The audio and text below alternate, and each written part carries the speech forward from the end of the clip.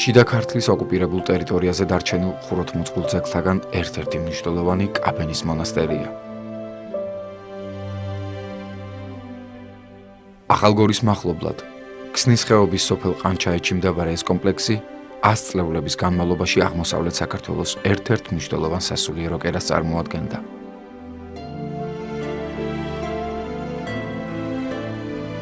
მთისფერთ შეფენილი კაბენის მონასტერი სხვადასხვა დანიშნულების რამდენიმე ნაგებობას აერთიანებდა.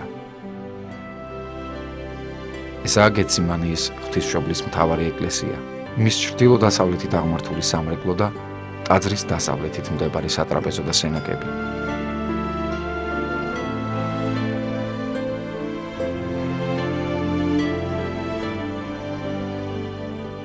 ქართული საეკლესიო ხელოვნების ისტორიაში ყანჩაეთი ერთ-ერთი უმნიშვნელოვანესი ძეგლია, როგორც კულტურული კერა ის ცნობილია, გამორჩეულია მისი არქიტექტურაც და აქვე უნდა ითქვას მისი ფრესკული სამკაულიც. ყანჩაეთის არქიტექტურა არის ერთის მხრივ გარდამავალი ხანის ძეგლი, ამაზე ბატონ გიორგი ჩუბინაშვილს არაჩვეულებრივი გამოკვლევა აქვს. ის მე-19 საუკუნეების არქიტექტურაა, რომელიც ძირფესვიანად იქნა შეცვლილი მე-12 საუკუნეში, თუმცა თავდაპირველი ფენა შეძლების დაგვარად იქნა შენარჩუნებული.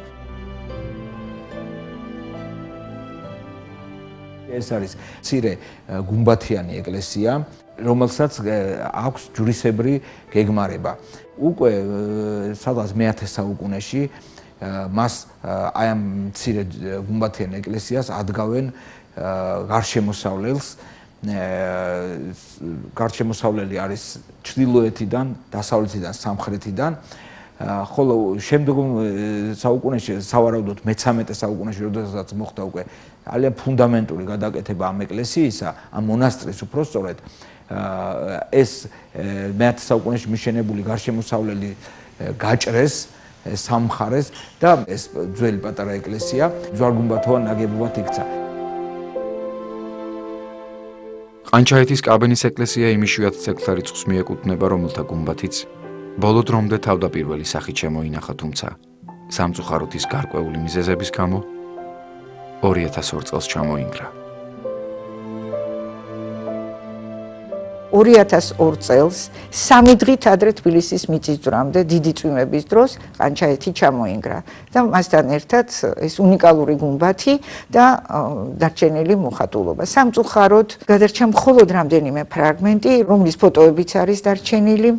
ჩვენი დაუდევრობის და უძლურების გამოც ვერ დავაფიქსირეთ თავის დროზე ყანჩაეთი, რადგან ძალიან ბევრ პრობლემასთან იყო ეს დაკავშირებული, ტექნიკურთან, ფინანსურთან, იდეოლოგიურთან, გარკვეულ აკრძალვებთანაც. და ეს არაჩვეულებრივი ძეგლი ისე დაიკარგა, რომ მხოლოდ რამდენიმე ფრაგმენტი დაგვრჩა. საისტორიო წყაროებში მე-10 საუკუნიდან მე-14 საუკუნემდე მონასტრის შესახებ პირდაპირ ცნობები არ მოიპოვება. სავარაუდოდ ღვთისმშობლის მთავარ ეკლესიას დღევანდელი იერსახე მე-12 საუკუნის მეორე ნახევარში ან მე-13 საუკუნის დასაწყისში უნდა მიეღო. მე მინდა განსაკუთრებით შევეხო ამ ეკლესიის, ამ მონასტრის, ყანჩაეთის კაბენის მე-13 საუკუნის პლასტს. აღმოსავლეთიდან რომ შეხედოთ ეს ეკლესია არის ისევე გაფორმებული, როგორც არის მაგალითად სამთავის ეკლესია, როგორც არის იკორთის ეკლესია. ყანჩაეთის კაბენის დეკორიც, აღმოსავლეთის ფასადის დეკორიც, რომელიც შედგება ლილვების კონისაგან, რომელიც დასაწყისშივე შემოხაზავს ორ რომბს, შემდეგ ეს ლილვები მიემართება ზემოთკენ, შემოულის დაჩუქურთმებულ საპირეან სარკმელს და ჯვრით ბოლოვდება აი ამ კეხში, ხომ? აი ეს თემა გამეორებული არის სწორედ ყანჩაეთშიც. ძალიან დიდრულად არის შემკული აი მე-13 საუკუნის ნაწილი სწორედ ამ ყანჩაეთისა. კანკელი მხოლოდ საკურთხევლის სამხრეთ მონაკვეთზეა შემორჩენილი. იგი სავარაუდოდ გვიანშუა საუკუნეებში უნდა იყოს დადგმული. თუმცა მასში ჩართულია უფრო ადრეული ხანის მე-12-მე-13 საუკუნეების კანკელის ქვებიც.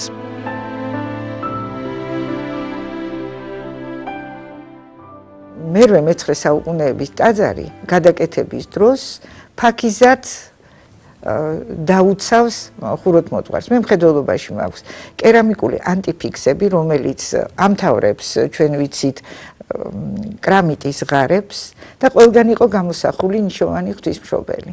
მაგრამ მე-12 საუკუნის მაშენებელმა ის ვეღარ გამოიყენა და გავრცელებული ტრადიციის სამებრ ჩააშენა ტაძარში. და როდესაც ტაძარი დაინგრა, უამრავი ასეთი კერამიკული რელიეფი თავიდან გამოჩნდა. კაბენის მონასტრის ფრესკები თითქმის მთლიანადაა წარხოცილი. მხოლოდ რამდენიმე ფრაგმენტიღაა შემორჩენილი. მე-13 საუკუნეში ცალკეული ფრესკული აქცენტები იყო დასმული ყანჩაეთში, ხოლო მე-12 საუკუნეში ის მთლიანად მოიხატა. ყანჩაეთის მონუმენტური მხატვრობის ამოსავალი იყო ორი. ერთი რომ იქ მე-13 საუკუნეში მაშენებელმა გუმბათში რელიეფური ჯვარი გამოსახა, როგორც მცხეთის ჯვარში და სხვა ადრეული ხანის ძეგლებში გვაქვს. აი ამ რელიეფურმა ჯვარმა განაპირობა შემდეგ ფერწერული ჯვრის ამაღლების გამოსახვა და შემდეგ ძირითადი 12 დღესასწაულის და ქრისტოლოგიური ციკლების გარდა აქ იყო ღვთისმშობლის ციკლი, რადგან ყანჩაეთი არის, ანუ იგივე კაბენი არის ღვთისმშობლის ტაძარი და ბუნებრივია რომ პატივი მიიღებოდა ღვთის დედას. მაგრამ დღეს გადარჩა რამდენიმე ფრაგმენტი. ეს არის ყოვლადწმინდა ღვთისმშობელის საყდარზე დაბრძანებული მაცხოვრით კალთაში, გამოყენებულია ფურცლოვანი ოქრო და არის იმდენად ფაქიზი ფერწერა, რომ მნახველი აუცილებლად შეიცნობს მასში ხატმწერის ხელს და ალბათ ამას თავისი კონტექსტიც აქვს, რადგან ხატთაყვანისცემის გაძლიერებას მე-12 საუკუნეში თავისი ძალიან დიდი мотиваცია აქვს. შემდეგ გადარჩა თაღზე რამდენიმე წინასწარმეტყველის არაჩვეულებრივი სახე და რამდენიმე სახელმწიფომთავრებისა საკურთხეველში.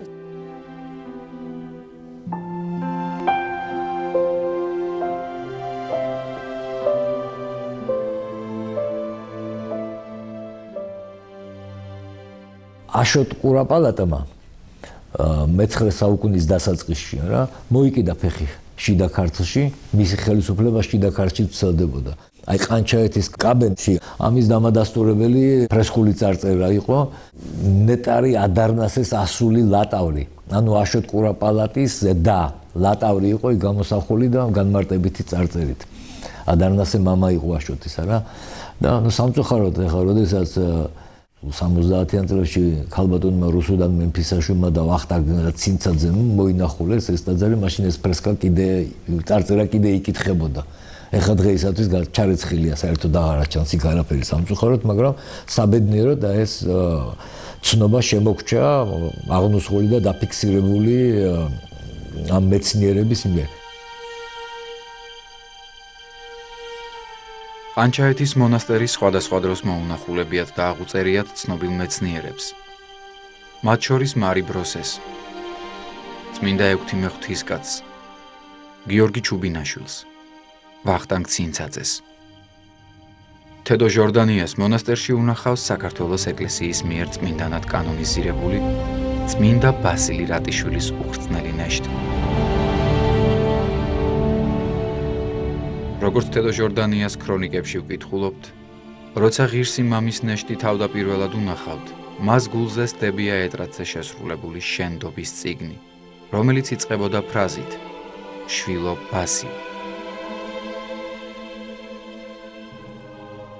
ტაძარში მე-16 საუკუნის რატიშვილთა საგვარეულო სამარხებისა და უფრო ადრეული დასაკრძალავების სიმრავლეს ავარაუდოს ხდის, რომ ყანჩაეთის ეკლესია თავიდანვე საძვალე მონასტრად იქნა დაარსებული.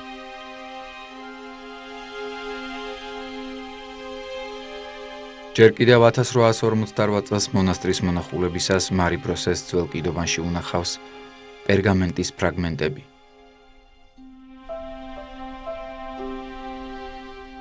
მოგვიანებით ყანჩაეთის მთავარანგელოზთა ეკლესიიდან წმინდა ექვთიმე ღვთისკაცმა წამოიღო კაბენის მონასტრის კუთვნილი წიგნები და სიწმინდეები.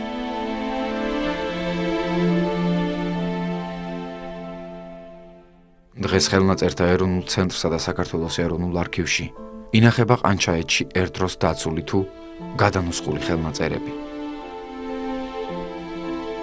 მათი სიმრავლე ცხადყოფს, რომ იქ ხანგრძლივი პერიოდის მანძილზე სამწერლობო კერაც არსებობდა. მათ შორისაა მე-12-13 საუკუნეებით დათარიღებული 4 თავი და 1674 წელს მონასტრისადმი შეწირული ჟამგულანი. ყანჩაეთის 4 თავი სავარაუდოდ გადაწერილია მე-12-13 საუკუნეებში. სამწუხაროდ ხელნაწერს არ ახლავს ანდერძი, რომლის მეშვეობითაც ზუსტად გვეცოდინებოდა ხელნაწერი, როდის და ვინ გადაწერა, ან ვინ იყო ამ ხელნაწერის დამკვეთი. ხელნაწერზე უხვად არის ყანჩაეთის კაბენის ღვთისმშობლის ეკლესიისადმი შეწირულობის გუჯრები. ხელნაწერი ექვთიმე თაყაიშვილმა 1916 წელს ჩამოიტანა კაბენის მონასტრიდან. რაც შეეხება ყანჩაეთის ჟამგულას, ხელნაწერი გადაწერილია 1674 წელს. ხელნაწერს ყავს 3 გადამწერი: ზაქარია, ონოფრე მთიული და მღვდელი საბა. ხელნაწერის დამკვეთია ქართლის მთავარეპისკოპოსი ევდემოს გნოლისთავისძე, რომელიც ქსნის ერისთავის სახლის ძე იყო. მან ეს ხელნაწერი კაბენის ღვთისმშობლის ეკლესიაში შეწირა. შემდეგ მას როგორც ჩანს ეს ხელნაწერი დაუკარგავს, რომელიც იპოვა არაგვის ერისთავისშვილმა გრიგოლმა. მან გრიგოლს აღუთქვა, რომ ხარებას დღეს ჟამს უწირავდა კაბენის წინამძღვარი ან დეკანოზი, ვინც იქნებოდა მას, მის მშობლებს, მის შვილებს. აღნიშნული ხელნაწერით ექვთიმე თაყაიშვილმა ჩამოიტანა 1916 წელს.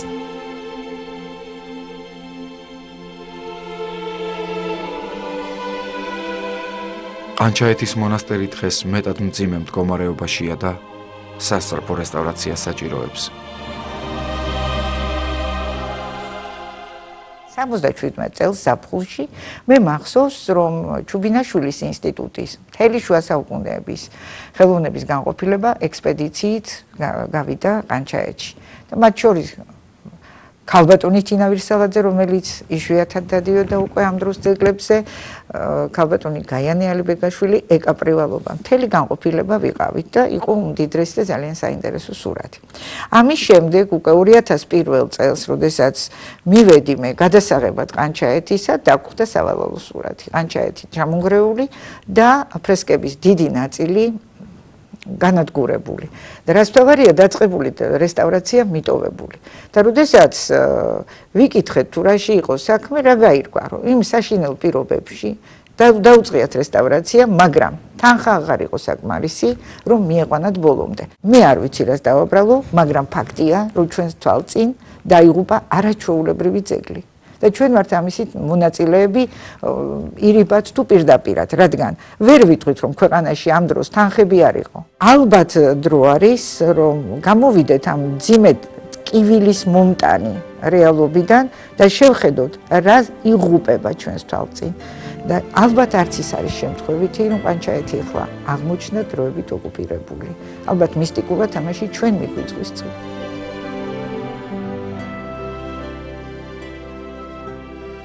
ქსნის ხეობის მონასტრებში მოღვაწე მამათა და დედათა დაწყებულ საქმიანობას ღირსეულად აქცელებენ ეპარქიის მღვდელმთავარი მიტროპოლიტი ესაია ჭანტურია და იქ მოღვაწე ბერმონაზვნები.